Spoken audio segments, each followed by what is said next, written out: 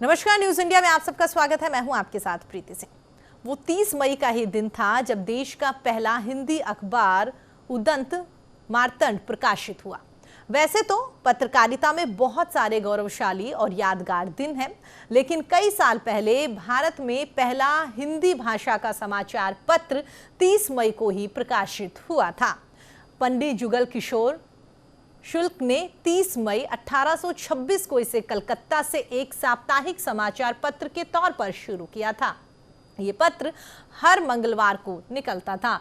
उस वक्त अंग्रेजी, फारसी और बांग्ला में पहले से ही काफी समाचार पत्र निकल रहे थे, लेकिन हिंदी में एक भी समाचार पत्र नहीं निकल रहा था। शुरू से ही हिंदी पत्रकारिता को बहुत चुनौतियों का सामना करना पड़ा और इस वक्त में औपनिवेशिक ब्रिटिश ने कलकत्ता को अपनी कर्मस्थली बनाया हुआ था, जिस वजह से भारत में हिंदुस्तानियों की हक की बात करना बहुत बड़ी चुनौती बन चुका था।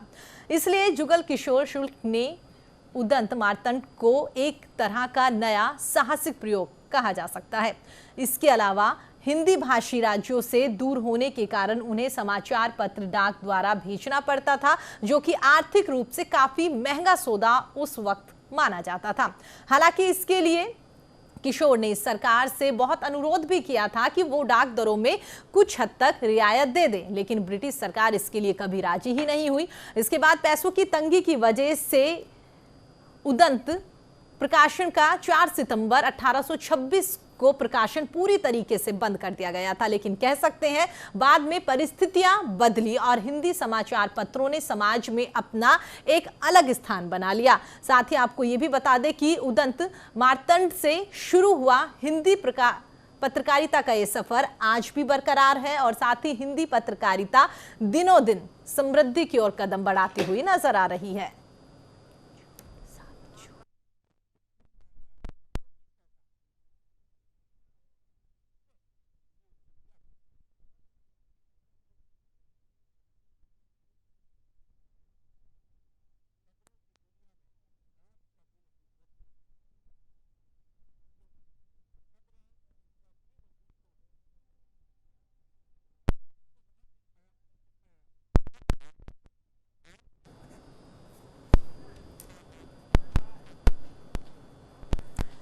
चलिए आगे बढ़ते हैं तो आपको बता दें जिस तरीके से पत्रकारिता दिवस आज मनाया जा रहा है और इसी मुद्दे पर बातचीत करने के लिए हमारे साथ यूपी से हमारे सहयोगी विवेक हमारे साथ जुड़ गए हैं। विवेक, जिस तरीके से कह सकते हैं कि देश भर में पत्रकारिता दिवस को लेकर कई कार्यक्रम भी हो सकते हैं, कई जगहों पर आयोजित किए जा रहे हो, आपसे जानना चाहेंगे कि पत्रकारिता दिवस आज है, किस तरीके से इसे मनाया जा रहा है और साथ ही अगर हम बात करें पहले के कंपैरिजन में आज की पत्रकारिता की, कैसे देखते हैं विवेक? बिल्कुल, जैसा आपने बताया कि 30 मई 1826 को पंडित जुगल किशोर शुक्ल ने कोलकाता से एक हिंदी पाक्षिक अखबार की शुरुआत की थी, उदंत मार्तंड, जिसका मतलब है उगता हुआ सूरज। जुगल किशोर शुक्ला जी जो है वो कानपुर के रहने वाले थे मूलतः, लेकिन उस समय तक कोलकाता में प्रिंटिंग का काम अच्छा चलता था। शायद इस वजह से वो जाकर उन्होंने कोलकाता जैसी जगह पर, जहाँ पर हिंदी बोलचाल और पढ़ने लिखने वालों की संख्या उस वक्त भी ज्यादा नहीं थी, इस वक्त भी वैसा ही स्थिति है, वहां से उन्होंने अखबार शुरू किया। उससे पहले बांग्ला के कुछ अखबार चलते थे और 1780 में अंग्रेजी का एक अखबार वहां से शुरू हो चुका था, कोलकाता गजेटियर के नाम जी। तो वहां पर इसी वजह से उन्होंने शुरू किया। हालांकि वो 1.5 साल अखबार चला, क्योंकि अंग्रेजों की सरकार की बहुत हेल्प नहीं करती थी और 500 के आसपास प्रतियां उसके प्रकाशित होती थी। पाक्षिक अखबार था, मंगलवार को जैसे आपने बताया छपा करता था। हिंदी पत्रकारिता की अगर हम बात करें तो वो शुरुआती दौर था और चूंकि कलकत्ता में ही सब कुछ केंद्रित था, वहां से निकलकर जब हिंदी पत्रकारिता हिंदी बेल्ट में आई, खास तौर से उत्तर प्रदेश में बनारस में जब आई, बनारस समाचार शुरू हुआ और जो दूसरा युग जिसको हम कहते हैं कि भारतेंदु हरिश्चंद्र का जो युग था, नागरी पिछाड़ी सभा का जो युग था, बनारस और प्रयाग में जो था, प्रयाग इस वक्त का इलाहाबाद था, वहां से जब अखबारों का और हिंदी साहित्यकारों का जमघट लगना शुरू हुआ और पत्रकारिता वहां से जब शुरू हुई, भारतेंदु हरिश्चंद्र के अखबार हों या दूसरे साहित्यकारों लेखकों के अखबार रहे हों, यहाँ से हिंदी ने एक नया युग उसका शुरू होता है और जो पत्रकारिता हिंदी की थी वो विस्तार पाती है। कोलकाता से निकलकर बनारस आने तक जो पीरियड था वो हम कहेंगे कि शिशु काल था हिंदी पत्रकारिता का। एक शुरुआत जरूर हुई थी और उसके बाद आज की अगर हम बात करें, आजादी के बाद से 1900 से लेकर के आजादी तक जो हिंदी पत्रकारिता रही है वो सरोकारों की पत्रकारिता रही है। अंग्रेजी सरकार का विरोध और तमाम चीजें जिससे स्वतंत्रता को मुखर किया जा सके, उसकी मांग को मुखर किया जा सके। आजादी के दीवानों के उसमें पर्चे छपते थे, चाहे वो भगत सिंह हो, चाहे महात्मा गांधी हो, इन सब लोगों के आवाजों को मुखर करने का काम उस वक्त की हिंदी पत्रकारिता ने किया था 1900 के बाद से।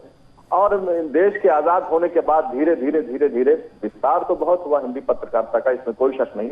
और अंग्रेजी की जो पत्रकारिता थी जिसको नंबर 1 पर माना जाता था और ये माना जाता था कि वो एक राष्ट्रीय भाषा है, उसको हिंदी पत्रकारिता ने चुनौती दी। और आज बिल्कुल विवेक, मुझे आपको बीच में रोकना पड़ेगा, आप हमारे साथ बने रहिएगा। आगे बढ़ते हैं तो हम आपको बता दें हमारे साथ साहित्यकार प्रबोध कुमार गोविल जी जुड़ गए हैं। सर बहुत बहुत स्वागत है आपका न्यूज इंडिया पर। धन्यवाद।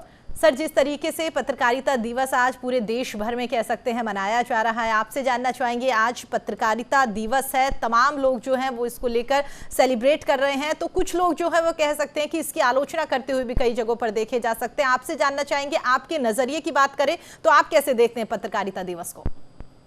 जी, आपका सवाल बहुत प्रासंगिक है, क्योंकि ये बात सही है कि आज जिस स्थिति से हम लोग गुजर रहे हैं जी, उसमें ऐसा माहौल बना हुआ है कि हर व्यक्ति को, हर संस्थान को एक खास किस्म की जिम्मेदारी निभानी पड़ रही है जी। तो पत्रकारिता को लेकर भी कि आज जरूरी हो गया है कि हम अपने चारों ओर देखें और तात्कालिक आवश्यकताओं की पूर्ति करें। लेकिन दूसरी ओर मैं उन लोगों को गलत बिल्कुल नहीं ठहराऊंगा जो इस दिन को मना रहे हैं और ये इस दिन की उपयोगिता लोगों को बताना चाहते हैं, क्योंकि देखिए सुख और दुख, कठिनाइयां ये सब आती जाती रहती हैं समाज में, और हम 2 आंखें इसीलिए रखते हैं कि पत्रकारिता की एक आंख इन सब गतिविधियों पर रहे और दूसरी आंख इस शाश्वत प्रक्रिया पर रहे कि हम लगातार समाज की बेहतरी के लिए काम करते रहें जी। तो हमारे जो भी पत्रकार और अन्य लोग इस कार्य में जुटे हुए हैं, हम उनका पूरा सहयोग करते हुए भी मन से उनके साथ जुड़कर ये उनको बधाई देते हैं कि पत्रकारिता दिवस वो मना रहे हैं, और ये इसकी गरिमा जो है इसको भी किस तरह बनाए रखा जा सकता है, ये समाज के साथ जुड़कर ही जाना जा सकता है। जी, साथ ही गोविल सर, जिस तरीके से आपने बताया कि जो लोग आज इस दिवस को मना रहे हैं उनकी आप सराहना भी करते हैं, लेकिन जिस तरीके से कहा जा सकता है कि आज के युग की हम बात करें तो बहुत लोगों की ओर से कहा जाता है कि वाकई बहुत सारे पत्रकार ऐसे हैं जो लगातार सही ना दिखा के सरकार का पक्ष लेते हुए यहाँ पर नजर आते हैं। इस तरह की भी तमाम अफवाहें देखने को मिलते हैं, उन्हें आप कैसे देखते हैं सर? हाँ, इस पर मैं ये कहूँगा, देखिए आज जीवन का हर क्षेत्र ही राजनीति से प्रभावित हो गया है। राजनीति लगभग सबसे जुड़ गई है, हर क्षेत्र में आ गई है, और उसने हमारी मानसिकताओं को इस हद तक प्रभावित कर दिया है कि हम हर बात में राजनीतिक दृष्टिकोण जरूर देखने लगे हैं। तो मैं ये नहीं कहूंगा कि इससे पत्रकारिता थक जाए या रुक जाए, पत्रकारिता की ये अतिरिक्त जिम्मेदारी आ जाती है, ये देखें। अब जैसे अगर हम सीधी और सरल बात करें तो आज लोग कहते हैं कि सरकार की पक्षधरता कुछ पत्रकार करते हुए दिखते हैं, लेकिन मुझे लगता है कि ये प्रबल पक्षधारिता जो है ये भी आवश्यक है, क्योंकि तभी सरकारों द्वारा किए जा रहे प्रयास लोगों तक पहुंचते हैं। यदि हम ये भावना रखेंगे कि हमें हर बात में सरकार का विरोध ही करना है तो फिर जो है इसकी उपयोगिता सीमित हो जाएगी और हम सरकार के प्रयासों को, क्योंकि देखिए सरकार है क्या, हमारी ही चुनी हुई, हम लोगों के बीच में से चुनी हुई एक संस्था, तो अगर उसके किए हुए कार्य हम ग्रहण नहीं करें या नहीं जाने उनके बारे में तो ये भी ठीक नहीं है। हाँ, ये अवश्य मैं कहूंगा कि सरकार की इस तरह से पक्षधरता न करें कि हम केवल अपने निजी स्वार्थ या निजी लाभ के लिए उस ओर जाएं। हम ये भी देखें कि जनता की कठिनाइयां क्या हैं, उलझने क्या हैं, और अव्यवस्था की जो, अराजकता की जो स्थिति है उसको दूर करने के जो प्रयास हैं वो सरकारी गैर सरकारी दोनों ही ओर से देखे जाएं। ये एक निष्पक्षता हमारे लिए बहुत जरूरी है। जी, चलिए गोविंद सर, हमारे साथ जुड़ने के लिए, बातचीत करने के लिए और अपना टाइम निकालने के लिए आपका बहुत बहुत धन्यवाद। चलिए आगे बढ़ते हैं। तो आपको बता दें विवेक तिवारी लगातार हमारे साथ बने हुए हैं, साथ ही हम आपको बता दें हमारे सहयोगी कुमार राकेश भी हमारे साथ जुड़ गए हैं। राकेश सर, जिस तरीके से कह सकते हैं देश भर में पत्रकारिता दिवस को लेकर आज कई जगहों पर कई कार्यक्रम आयोजित किए जा रहे हैं। अभी गोविंद सर को भी आप सुन रहे थे, उनकी ओर से कहा गया कि बहुत सारे लोग अगर इसका विरोध कर रहे हैं तो जो लोग इसका समर्थन कर रहे हैं और इसके समर्थन में कई जगहों पर कार्यक्रम का आयोजन किया जा रहे हैं, उनका भी हम यहाँ पर समर्थन करते हुए नजर आते हैं। आपकी नजरों में जानना चाहेंगे पत्रकारिता दिवस को आप कैसे देखते हैं? देखिए प्रीति, सबसे महत्वपूर्ण बात है कि पत्रकारिता समाज में वो स्थान है जो कहीं न कहीं सरकारों के बीच में और आम जनता के बीच में सेतु का काम करता है, माध्यम का काम करता है। और अपने आप में महत्वपूर्ण कड़ी वो है कि लोकतंत्र के एक प्रमुख स्तंभों में इसे माना जाता है। और सबसे बड़ी बात यह है कि गाँव, गरीब, किसान या समाज का वो तबका जो अपनी बात सरकार तक, आलाकमान तक नहीं पहुंचा सकता, उसकी झोंपड़ी तक अखबार पहुंचता है, मीडिया का चैनल पहुंचता है, उसकी बात ऊपर तक पहुंचाने का कार्य करता है। तो कहीं न कहीं समाज में विश्वास की नई अलग जगती है। लेकिन समय के साथ में परिवर्तन हुआ है प्रीति। इस समय मीडिया को खुद को आत्मविश्लेषण की आवश्यकता है, आत्ममंथन की आवश्यकता है। क्योंकि जिस तरीके से लगातार अभी आपने किसान आंदोलन देखा होगा, कहीं न कहीं समाज का एक तबका ऐसा भी है जिसने एक नया नाम डिक्शनरी में जोड़ा, उसे गोदी मीडिया कहा गया। तो कहीं न कहीं कुछ गलतियां हमसे भी हुई है, उन पत्रकारों से भी हुई है जो कहीं न कहीं सरकार का बिल्कुल एकमुश्त समर्थन देने के लिए साथ में खड़े हो गए। उन्होंने जनता से भी सवाल पूछे, लेकिन सरकारों से सवाल पूछना मुनासिब नहीं समझा। तो अपने आप में ये आत्ममंथन करने की भी आवश्यकता है कि क्या वाकई में सरकारें जो कर रही है वो सब कुछ ठीक है?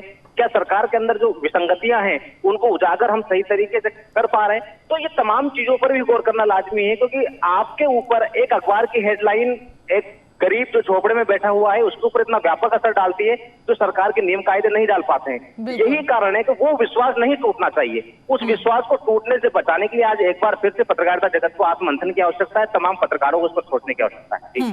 राकेश सर, पहले के कंपैरिजन में अगर आज की बात करें तो उस पत्रकारिता को आप कैसे देखते हैं? देखिए प्रीति, हर व्यक्ति का जो तरीका है किसी भी खबर के बारे में या सरकार की नीतियों के बारे में सोचने का, लेकिन एक स्वतंत्र विचारों के आधार पर इसका विश्लेषण किया जाए तो वाकई में पत्रकारिता का स्तर जो पहले हुआ करता था, एक झोला छाप पत्रकार अगर अपने झोले में कुछ अखबार और मैगजीन लेकर के चलता था तो गांव, ग्रामीण इलाकों में उसकी वो इज्जत हुआ करती थी कि शायद ये यहाँ की स्थिति सरकारों तक पहुंचाएगा। लेकिन अब कॉर्पोरेट कल्चर जब से इन पत्रकारों में या मीडिया संस्थानों में हावी हुआ है तो कहीं न कहीं पत्रकार भी मजबूर हुआ है और वो मीडिया संस्थान जो समाज के लिए बना था वो भी मजबूर हुआ है, क्योंकि पूरी तरह से कॉर्पोरेट कल्चर आने के बाद में अब सिर्फ ऑफिस मैनेजमेंट का काम रह गया है, सरकारी मैनेजमेंट का काम रह गया है। जो डेस्क पर काम करने वाला डेस्क एडिटर है वो पूरी तरीके से अपने बॉस के उस आदेश की अवहेलना नहीं कर सकता, क्योंकि सरकार के खिलाफ जाना है या सरकार के पक्ष में जाना है। तो ये तमाम चीजें जो है, ये ऐसा नहीं है कि पूरा पत्रकारिता जगत बदनाम हो गया या पूरा पत्रकारिता जगत ही खराब हो गया है, लेकिन कुछ चीजें तमाम आंदोलनों के बीच में निकल करके ऐसी भी आई है जो वाकई में सोचने को मजबूर करती है। क्या एक दशक वो था जब पत्रकारिता के जरिए आजादी की अलग जगाई जाती थी और कहीं न कहीं पर्चे बांटते हुए लोगों से कहा जाता था कि भारतीय स्वतंत्रता संग्राम का हिस्सा ले, और लोग एक राय होकर के, एकमुश्त होकर के उसके साथ, अखबार के साथ में खड़े हुआ करते थे। लेकिन आज स्थिति है कि लोग तमगा दे रहे हैं। तो जिस दिन आपको लोग तमगा देने लग जाए गोदी मीडिया का या पक्षकार होने का, उस दिन ये सोच लेना चाहिए कि हमें आत्मविश्लेषण की आवश्यकता है, आत्ममंथन की आवश्यकता है। अगर राकेश सर, एक आखिरी सवाल और, जिस तरीके से कहा जाता है कि इलेक्ट्रॉनिक मीडिया आने के बाद से तमाम चीजें जो हैं वो बहुत जल्दी होने लगी, कह सकते हैं खबरें हमें जल्दी मिल पाती है, लेकिन कहीं ना कहीं इस बात से इनकार नहीं कर सकते कि बहुत सारी फेक चीजें हैं वो भी अब कहीं ना कहीं दिखाई देने लगी है। देखिए, जाहिर सी बात है, अगर उन चीजों को पूरी तरीके से क्लेरिफाई नहीं किया जाएगा, और खासतौर पर जहां जिक्र आपका जा रहा है, सोशल मीडिया का जिक्र भी आपको इसमें शामिल करना होगा, क्योंकि सबसे महत्वपूर्ण बात है कि खबरों की पुष्टि कैसे होगी। एक खबर, अगर कोई एक्सीडेंट रोड पर हुआ है तो वो एक दुर्घटना की खबर भी हो सकती है, लेकिन एक्सीडेंट के कारण क्या रहा है, क्या रोड की खामी थी, क्या सरकार ने उस मोड़ पर ध्यान नहीं दिया, क्या वहां पर जो इंजीनियर था उसने वहां पर कोई टेक्निकल फॉल्ट छोड़ा था, ये तमाम विषय होते हैं। एक पत्रकार उसको एक दुर्घटना के तौर पर छाप सकता है, दूसरा पत्रकार तकनीकी खामी किस इंजीनियर से हुई, किस सरकार के शासनकाल में हुई। तो देखने का नजरिया होता है, वो नजरिया कितना पत्रकार का व्यापक है और कितना विस्तार से वो उस पर लिख सकता है, ये पत्रकार को सोचना होता है। लेकिन मैंने पहले भी कहा है, कॉर्पोरेट कल्चर हावी होने के बाद में वो दौर पूरी तरीके से खत्म हो चुका है। चलिए सर, हमारे साथ जुड़ने के लिए, बातचीत करने के लिए आपका बहुत बहुत धन्यवाद। विवेक के पास जाना चाहेंगे। विवेक तिवारी जी, जिस तरीके से अभी हमारे साथ कुमार राकेश जी जुड़े हुए थे, उनसे भी बातचीत करी, उन्होंने भी बताया।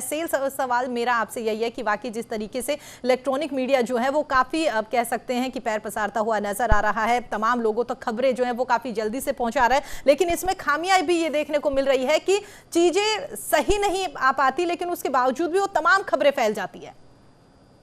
देखिए, इसकी वजह यह है कि एक चूहा दौड़ चल रही है, एक रैट रेस चल रही है अखबारों में, मीडिया में, चाहे इलेक्ट्रॉनिक मीडिया हो चाहे अखबार में। अब तो सोशल मीडिया, डिजिटल मीडिया भी आ गया है, तो उसमें एक दौड़ चल रही है।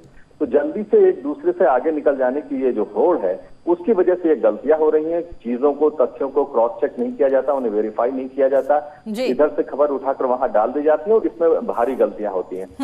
लेकिन जो हम बात कर रहे थे अखबारों की, पत्रकारिता की, अभिव्यक्ति की आजादी से जुड़ी हुई ये चीज है, जो पत्रकारिता है, जो अखबार है, जो मीडिया है। हिंदुस्तान के जो सबसे योग्य नेता थे, उनके एक समूह ने भारतीय संविधान को बनाया था और उस संविधान में बाकायदा इस बात को मेंशन किया गया है कि अभिव्यक्ति की आजादी भी एक मूलभूत अधिकार है।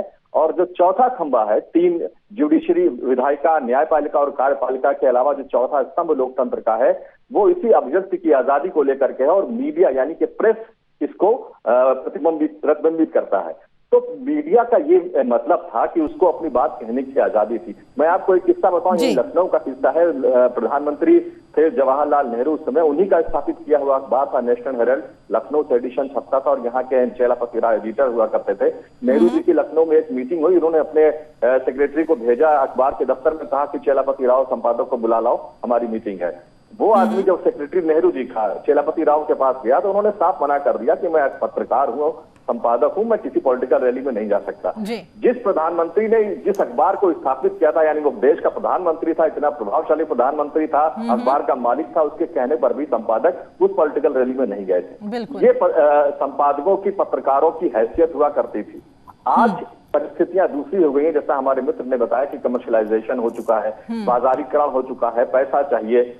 इस पैसे कमाने की होड़ ने कहीं ना कहीं पत्रकारिता को क्षति पहुंचाई है और जो कुछ नुकसान हम पत्रकारिता का देख रहे हैं, ये व्यवसायीकरण ही उसका एकमात्र कारण है। बिल्कुल, सबसे बड़ी कह सकते हैं जिस तरीके से बेरोजगारी लगातार बढ़ती हुई नजर आ रही है, कोई चाहकर भी अपनी जॉब यहाँ पर नहीं छोड़ना चाहता। और जिस तरीके से कुमार राकेश सर ने भी अभी यहाँ पर बताया था, विवेक जी, आपको भी लगता है कि कहीं ना कहीं वाकई ही अगर एक इंसान डेस्क पर बैठकर काम कर रहा है और वो चाहता है कि वो कुछ सच यहाँ पर लिखे, लेकिन उसके बावजूद भी ऊपर से अगर उसे इस तरीके के ऑर्डर्स आ रहे हैं कि नहीं, सरकार के खिलाफ नहीं लिखना, तो चाहकर भी वो यहाँ पर सच नहीं लिख पाता। इस तरह के भी बहुत सारे मामले देखने को मिलते हैं विवेक जी।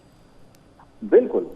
अब जो नीति होती है, जो पॉलिसी होती है, जो जिसको हम लाइन कहते हैं अपनी भाषा में, कि लाइन लेंथ क्या होगी अखबार की या मीडिया की, ये ऊपर से तय होती है, मालिकों की तरफ से तय होती है और फिर उसको नीचे उसका अनुपालन किया जाता है। देखिए, अभिव्यक्ति की आजादी पर 1975 में ही प्रहार हो गया था। अब तो हम लोग बहुत आगे निकल आए हैं, जब इमरजेंसी इंदिरा गांधी ने लगाई थी और अखबारों को कुछ भी लिखने से बैन कर दिया गया था। ज्यादातर अखबार बंद करा दिए गए थे, उनके संपादकों को जेल भेज दिया गया था। तब भी वो लड़ाई पत्रकारों ने लड़ी और वहां से जीत करके आए। तो ऐसा नहीं है कि सरकारों ने अभिव्यक्ति की आजादी को, मीडिया को कुचलने की, उनका दमन करने का प्रयास नहीं किया। ये प्रयास बहुत पहले से होता रहा है। आज की दुखद स्थिति यह है कि हम लड़ने की बजाय आप समर्पण कर चुके हैं कहीं ना कहीं, और शायद इसी वजह से पत्रकारिता पर, अखबारों पर, इलेक्ट्रॉनिक मीडिया पर या जो भी मीडिया है, उसको लेकर के लोगों में विश्वास कुछ कम हुआ है। और ये एक बड़ी चुनौती है मीडिया जगत के सामने कि उस विश्वास को दोबारा से कायम किया जाए। ये कैसे होगा, इसको लेकर के जो बड़े बड़े संपादक, एडिटर्स गिल्ड है, इनको सोचना पड़ेगा कहीं ना कहीं, क्योंकि इसमें कोई शक नहीं है कि जनता अब मीडिया को संदेह की निगाह से देखती है। बिल्कुल, और यही वजह है कि कहीं ना कहीं जिस तरीके से आपने बताया कि संदेह की नजर से देखती है, इससे जो पहले से लोग यहाँ पर कामकाज करते हुए नजर आ रहे हैं, या कह सकते हैं कि जो सच में एक पत्रकार है, उनकी इमेज पर भी यहाँ पर कह सकते हैं कि काफी धूमिल होती हुई नजर आ रही है। विवेक, बिल्कुल, आप देखें कि कितने सारे ऐसे लोग थे जो मुख्य धारा की पत्रकारिता करते थे बीते 15, 20, 25 सालों में, और कहीं ना कहीं सरकार के मुखालफत करने की वजह से आज वो टीवी पर या अखबारों में नहीं दिखाई देते, उनके लेख अब नहीं आते, उनको सोशल मीडिया का सहारा लेना पड़ा है। दूसरी बात यह है कि बिल्कुल जानबूझकर एजेंडा चलाना भी ठीक नहीं है। निष्पक्षता उसकी नहीं होती है जो लोग एजेंडा चलाते हैं सरकार के खिलाफ या जो लोग सरकार का पक्ष लेते हैं। दोनों ही चीजों में निष्पक्षता नहीं होती है। और दुखद बात यह है कि इन दो भागों में हमारा मीडिया आजकल बट गया है और निष्पक्षता वाला जो एक स्पेस, एक जगह है, वो खाली है कहीं ना कहीं। तो कुल मिलाकर के ये स्थिति है। अब हम राजनीति की बात करें, विधायिका की बात करें, तो इस पर लोगों का विश्वास पहले ही खत्म सा हो चुका था। बिल्कुल, सबसे बड़ी बात विवेक जी यहाँ पर यही निकल कर आती है कि अब भरोसा जो है वो लोगों का यहाँ पर पहले की तरह नहीं रहा, क्योंकि बहुत सारे मीडिया जगत में कह सकते हैं तमाम चैनल्स ऐसे हैं, तमाम कह सकते हैं कि प्रिंट मीडिया की अगर बात करें तो अखबार ऐसे निकलकर सामने आते हैं जिसमें एक ही खबर को अलग अलग तरीके से, अलग अलग एंगल से वहां पर प्रकाशित किया जाता है। तो अगर जो इंसान मीडिया लाइन से नहीं जुड़ा हुआ है, वो अगर अपने घर पे बैठ के अखबार पढ़ रहा है, अपने घर पे बैठ के टीवी देख रहा है, तो कह सकते हैं कि उसमें कंफ्यूजन की स्थिति हो जाती है कि कौन से चैनल को वो सही माने या कौन से अखबार में जो खबर लिखी हुई है ये सही है। ये भी एक बड़ी वजह निकलकर सामने आ रही है।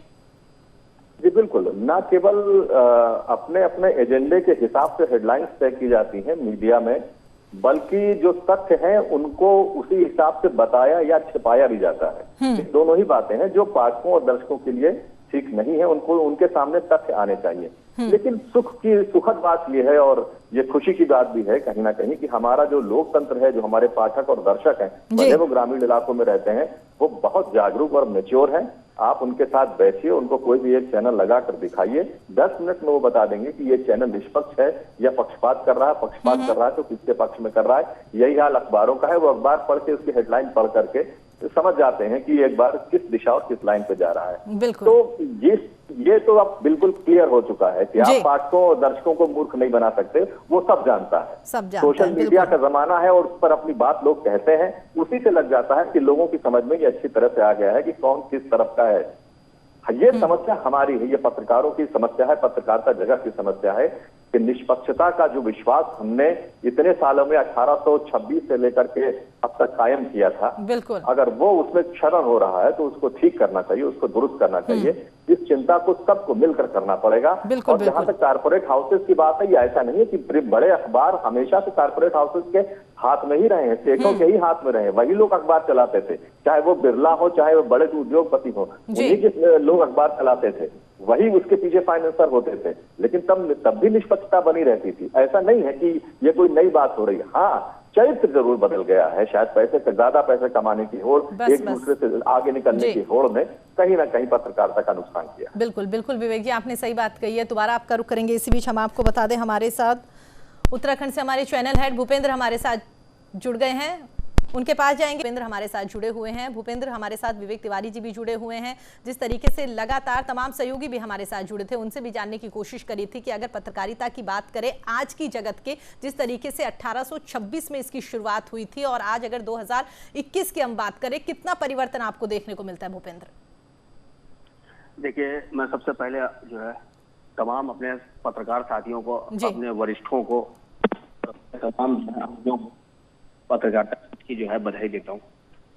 और देखिए, स्वरूप बदलने की जो हम लोग जो चर्चा कर रहे हैं, इसमें बहुत तेजी से जो है परिवर्तन दिखाई दे रहा है। बहुत से लोगों से जिनका चयन हो रहा है, तो वो अपने अपने हिसाब से आज जो है आज के दिन की व्याख्या कर रहे हैं।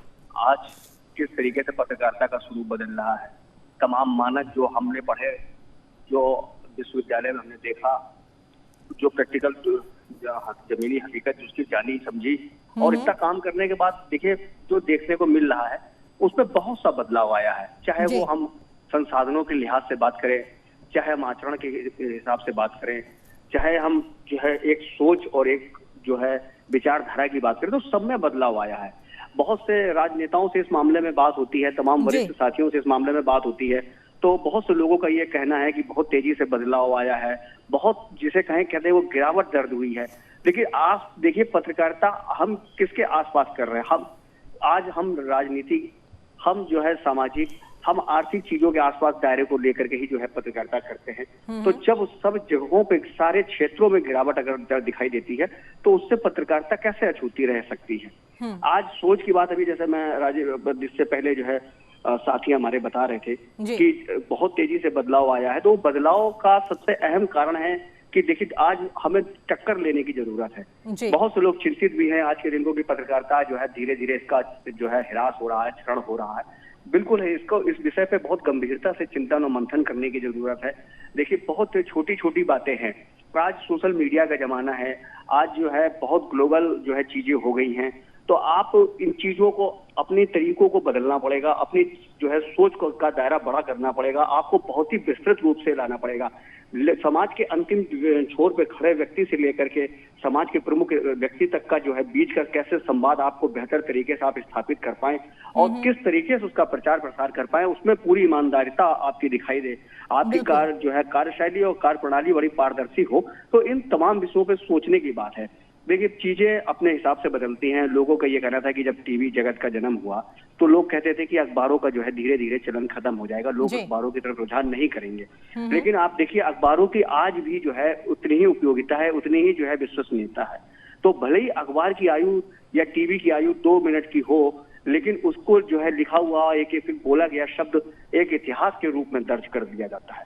तो हम इससे इनकार नहीं कर सकते कि आज भी लोगों का विश्वास इतना जो है लोग इस पे अखबारों पर और मीडिया पर है, तो कि आप उसका लोग आपके एक एक शब्द का बहुत गहनता से अर्थ निकालते हैं और उस पर विश्वास करते हैं। तो ऐसी स्थिति पे जब लोगों का विश्वास है, समाज का विश्वास है, लोगों का विश्वास है, तो हमारी जिम्मेदारी कई गुनी बढ़ जाती है।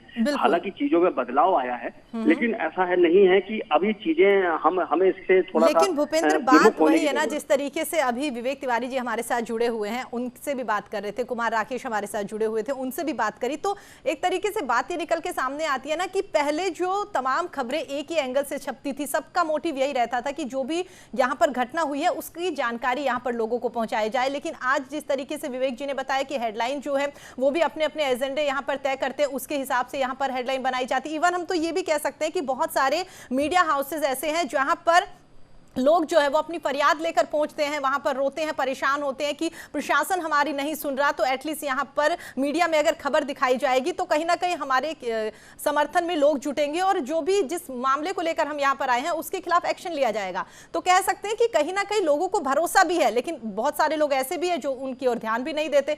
तो ये दो जो दोहरे मापदंड यहाँ पर मीडिया में देखने को मिल रहे हैं, ये एक बड़ी समस्या है कह सकते हैं कि रियल पत्रकारों के लिए। बिल्कुल, देखिए आपने बिल्कुल सही कहा कि अब देखिए कितनी विश्वसनीयता की बात यह है कि एक बहुत मशहूर उद्योगपति हुए हैं और उनके ऊपर एक आरोप लगा गबन का, और अखबारों में जो है तमाम उनका जो है पोस्टमार्टम कर दिया गया। जैसा हम आजकल देखते हैं कि तमाम टीवी चैनलों में भी हमने पिछले दिन देखा सुशांत सिंह राजपूत को लेकर के किस तरीके की चीजें हुई, और जब वो लंबा केस चलने के बाद वो पता लगा कि कोर्ट की तरफ से उनको जो है निष्पक्ष जो है वही बता दिया गया कि भाई ठीक है, इनकी कोई गलती नहीं थी, इन पे जितने आरोप थे वो निराधार थे। लेकिन उनके घर वालों ने कहा कि देखिए उस समय मीडिया ने इस तरीके की चीजें हमारे पिताजी के साथ, हमारे परिवार के साथ उछाली, बात खत्म हो गई। 2 दिन बाद जब उन्होंने अखबार में पढ़ा कि इसी तरीके का एक मामला और हुआ है और उन्होंने तत्काल उस पर विश्वास कर लिया, तो सोचिए अखबार की और मीडिया की इतनी बड़ी ताकत है कि जो खुद भुक्तभोगी है वो अखबार में पढ़ने के बाद 2 दिन बाद ही समझ जाता है कि ये अगर ये घटना अखबार में छपी तो इसका मतलब कहीं ना कहीं इसमें सत्यता होगी। तो इतनी बेहतरीन, इतनी मजबूत अगर आपकी जो है आपकी विश्वसनीयता है, उसके बाद हमारी जिम्मेदारी, चाहे मीडिया संस्थान हो, चाहे पत्रकार हो, चाहे तमाम जो है औद्योगिक घराने हैं जो संचालित करते हैं, उन सबकी जिम्मेदारी समाज के प्रति जरूर निश्चित तौर पे बढ़ जाती है।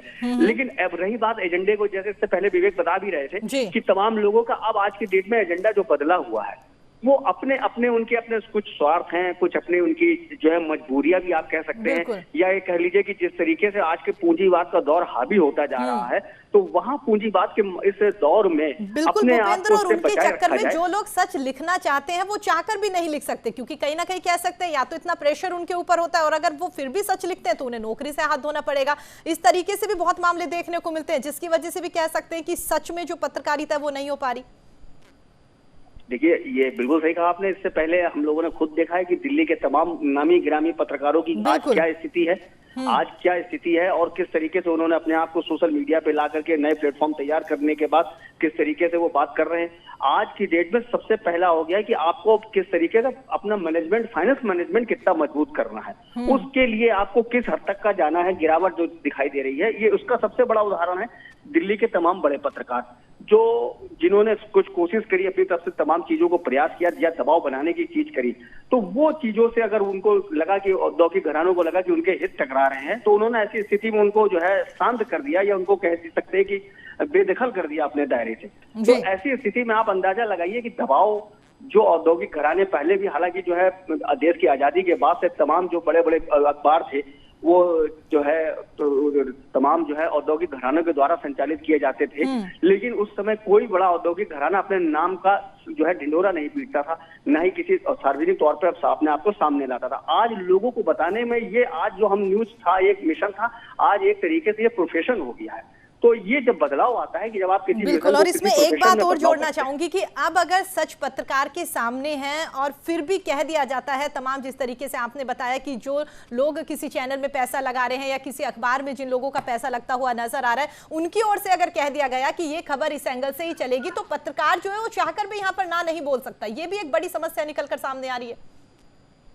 जी जी बिल्कुल, ये अक्सर देखिए हमने खुद देखा है कि तमाम जो है आज का जो सोशल मीडिया पे तमाम कभी अपना कविता पाठ करते हैं, वो खुद जो है आप सार्वजनिक मंचों से ये बात कहने लगे हैं कि भाई आप ये लिख तो रहे हैं, पता नहीं आपके संपादक या आपका समाचार पत्र या तमाम चीजें आपको आपके यहाँ छप पाएंगी नहीं छप पाएंगी, आपके भी हाथ बंधे हुए हैं, हम आपको दोष नहीं देते। यानी जो पूर्व चीफ जस्टिस थे उनका तक का ये इस तरीके की उन्होंने अपने बयानों में इस तरीके की बातों का जिक्र किया। तो आप सोचिए कि एक तो गिरावट का स्तर ये आ गया कि आज सार्वजनिक तौर पर यह बात होने लग गई है, लोगों के समाज के हर तबके हर वर्ग को ये पता लग गया है कि एक पत्रकार की जो है उसकी कितनी जो है उसकी दायरा कितना बड़ा है, उसके अंदर जो है कितनी क्षमता थी। पहले जो फील्ड का पत्रकार होता था, अगर उसने कोई बात कही है और उसके पीछे कोई तथ्य वो लेके आया है, तो पूरा का पूरा अखबार जो है संपादक से लेके तमाम मैनेजमेंट इस बात में हो जाता था कि आज हमारे पास इतना बड़ी चीज हमने खुलासा करी है, ये इतना बड़ी चीज की हमने उपलब्धि की है। आज उसको लेकर के तमाम तरीके का हम ये कह सकते हैं कि एक सरकार पे दबाव बनाने की बात है, किसी उद्योगपति पे दबाव बनाने की बात है, किसी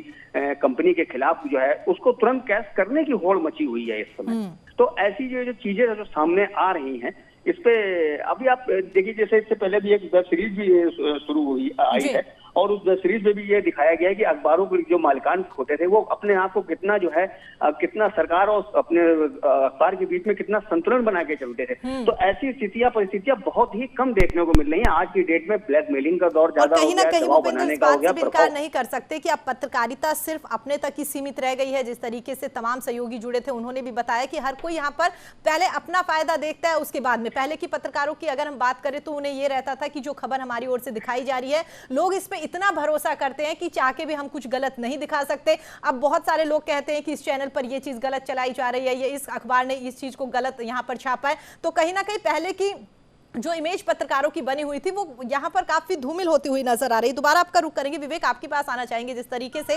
भूपेंद्र हमारे साथ जुड़े हुए, तमाम बातें आपने उनकी सुनी है। एक बड़ी वजह विवेक यहाँ पर हम ये मान सकते हैं कि तमाम पत्रकार भाई लोग जो है, या कह सकते हैं तमाम पत्रकारिता से जुड़े हुए संगठन जो है वो यहाँ पर एकजुट नहीं है, उनकी अलग अलग सोच है, जिसकी वजह से इस तरीके से लगातार दूसरे लोग जो है वो भी यहाँ पर इमेज पर बोल के चले जाते हैं कि क्या पत्रकार है, जिस सरकार की चीजें आप लोग यहाँ पर दिखाते रहते हो। एक बड़ी वजह ये मान सकते हैं कि एकजुटता की कमी है। अगर तमाम पत्रकार, तमाम चैनल्स या कह सकते हैं प्रिंट के लोग एक साथ मिलकर एक संगठन पर आकर यहाँ पर बात कहें तो पहले जैसी इमेज यहाँ पर बन सकती है पत्रकारों की।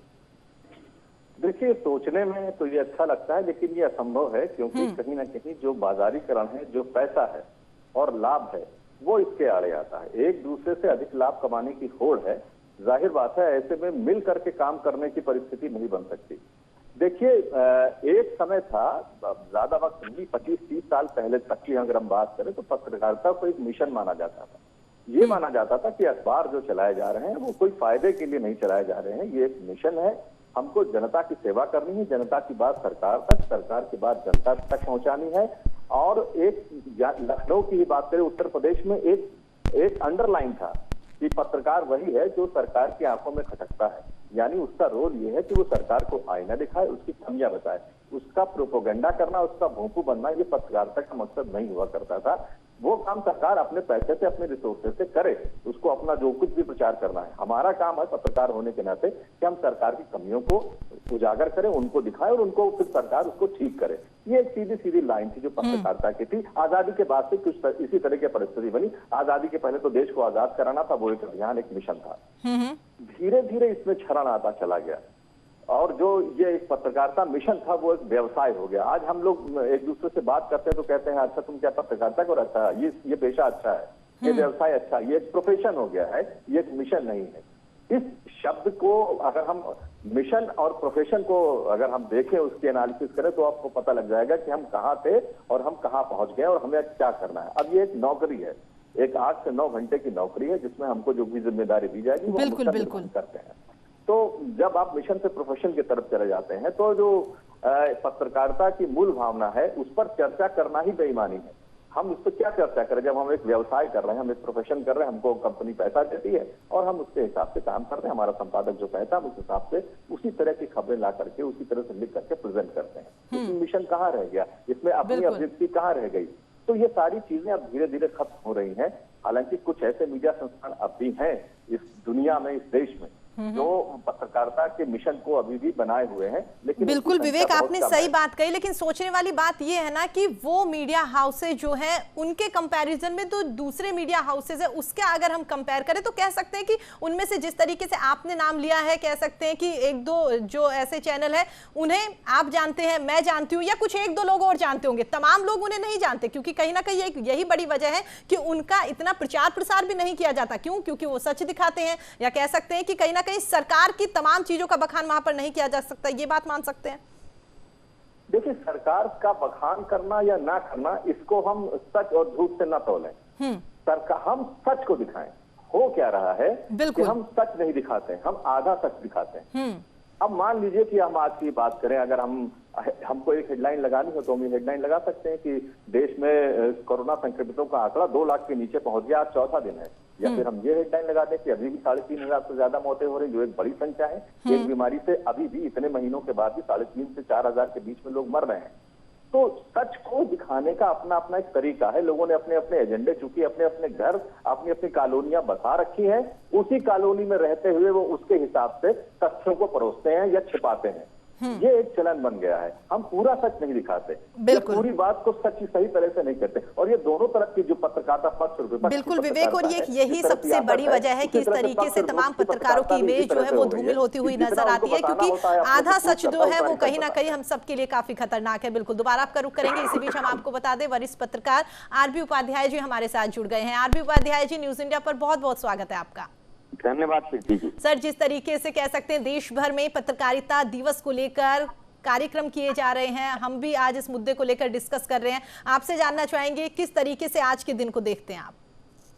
देखिए, आज का दिन एक महत्वपूर्ण दिन है, ऐतिहासिक दिन है। आज के दिन ही ये शुरुआत हुई थी। और देखिए, उसके पीछे कोई भी चीज है, ऑब्जेक्ट होता है। अभी मैं विवेक जी को भी सुन रहा था जी। तो देखिए, पत्रकारिता का ऑब्जेक्ट क्या है? पत्रकारिता का ऑब्जेक्ट है एक्चुअल में जो भी शोषित है, पीड़ित है, उसके साथ खड़ा होना और सच्चाई दिखाना। अब हमने उस लाइन को कहीं ना कहीं बदला है, उस लाइन को हमने क्रॉस किया है। तो ये नहीं है कि पूरा पत्रकार जगत या पूरी पत्रकारिता पर कहीं कोई संकट है। देखिए, जनता है, जनता जागरूक है, और आज अगर हम सच को छिपाना भी चाहें तो सच छिप नहीं सकता। सोशल मीडिया का जमाना है। मुझे अगर बात रखनी है, ठीक है, कोई प्लेटफॉर्म नहीं होगा तो सोशल मीडिया का प्लेटफॉर्म है जहां मैं ईमानदारी के साथ उस खबर का विश्लेषण कर सकता हूं और लिख सकता हूं। देखिए, समाज का व्यवसायीकरण हुआ, पत्रकारिता का भी बहुत तेजी के साथ व्यवसायीकरण हुआ है। और जब किसी भी चीज का व्यवसायीकरण हो जाता है तो वहां फायदा, चाहे वो पत्रकार है, चाहे वो समाज है, हर व्यक्ति अपने फायदे के लिए कुछ भी करने को तैयार है। तो देखिए, पत्रकारिता का जो एक विश्वास है उसको बनाए रखने के लिए कुछ लोग हमेशा झंडा उठाए खड़े रहते हैं। इस दौर में भी आप देखेंगे, इमरजेंसी के दौर में भी आप देखेंगे, जब इतना दमन था उसके बाद भी लोग खड़े हुए थे और सच्चाई को सामने ला रहे थे जनता के।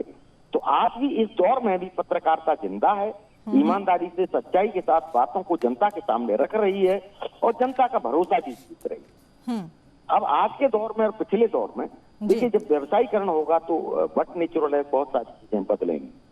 और आज हर चीज को व्यवसाय की नजर से देखा जाता है, और उसी का परिणाम है कि बड़े बड़े उद्योगपति, जो उद्योग घराने पहले भी मीडिया में थे, लेकिन पहले उनका प्रेशर उतना नहीं था, उनकी दखलंदाजी उतनी नहीं थी। जो भी एडिटर होता था वो बिल्कुल अड़ जाता था कि नहीं, ऐसा नहीं हो सकता, मैं ये झूठ नहीं बोल सकता, तो वो झुकते नहीं थे। आज क्या है, हम बिल्कुल टूट जाते हैं, झुक जाते हैं, चाहे वो आर्थिक कारण हो या दूसरा कोई कारण हो, और उसी का फायदा जो भी घराने हैं वो उठाते हैं। और अब तो देखिए लोकतंत्र का एक चौथा स्तंभ है, बहुत मजबूती के साथ जनता की उम्मीदों पर खरा उतरता रहा है और जनता की जो समस्याएं हैं उनको सामने जी जो भी देखिए आईना दिखाना होता है। कोई भी सत्तारूढ़ दल है वो कोशिश करता है सच्चाई को दबाने की या पत्रकारों को प्रताड़ित करने की, कि जहां जो इम्पोर्टेंट है कि पत्रकारों में वो एकता भी नहीं है।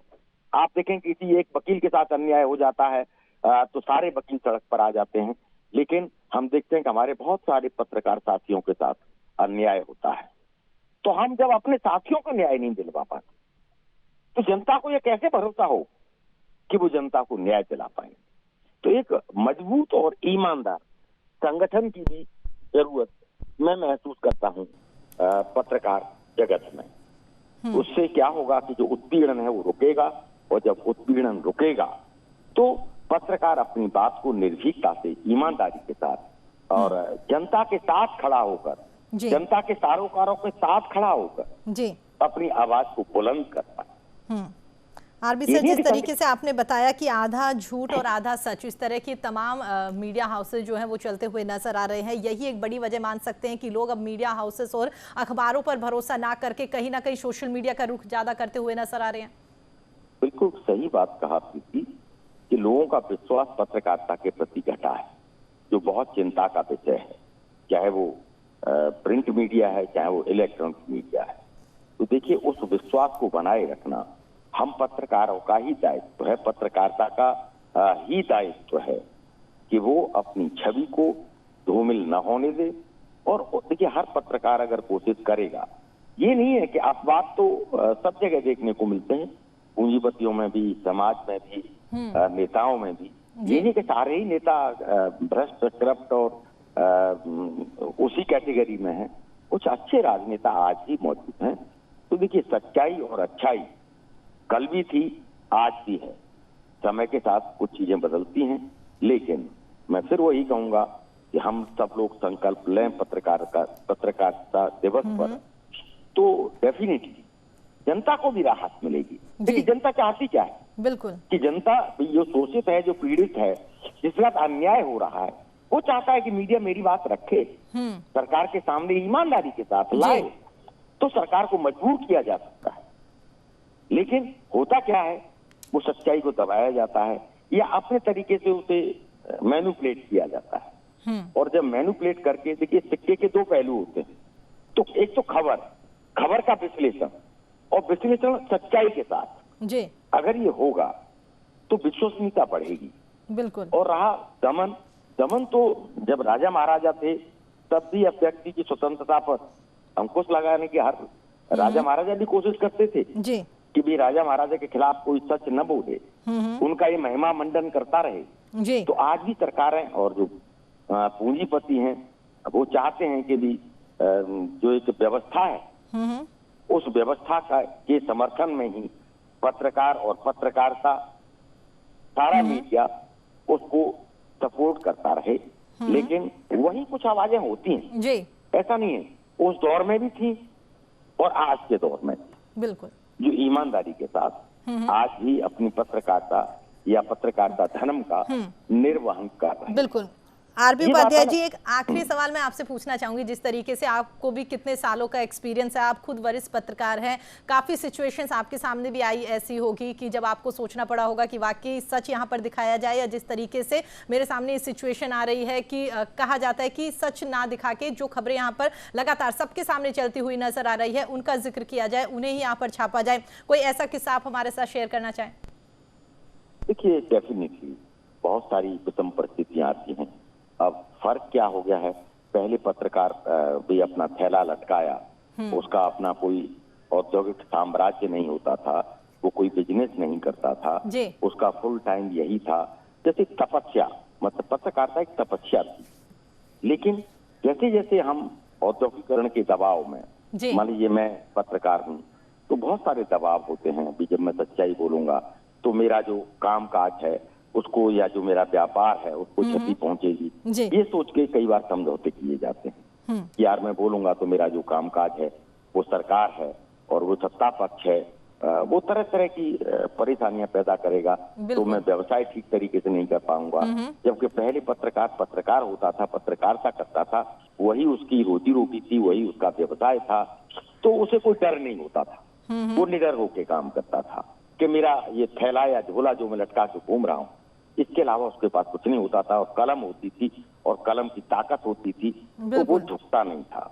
आज हम कंप्रोमाइज जो करते हैं, मान लीजिए इलेक्ट्रॉनिक मीडिया है, मान लीजिए चैनल है, और देखिए चैनल है एक व्हाइट एलिफेंट है, उसके लिए पैसा चाहिए और खर्चे के लिए, और फिर वो जो उद्योगपति है या जो पूंजीपति है जिसने पैसा लगाया है, वो ज्यादा से ज्यादा पैसा कमाना चाहता है।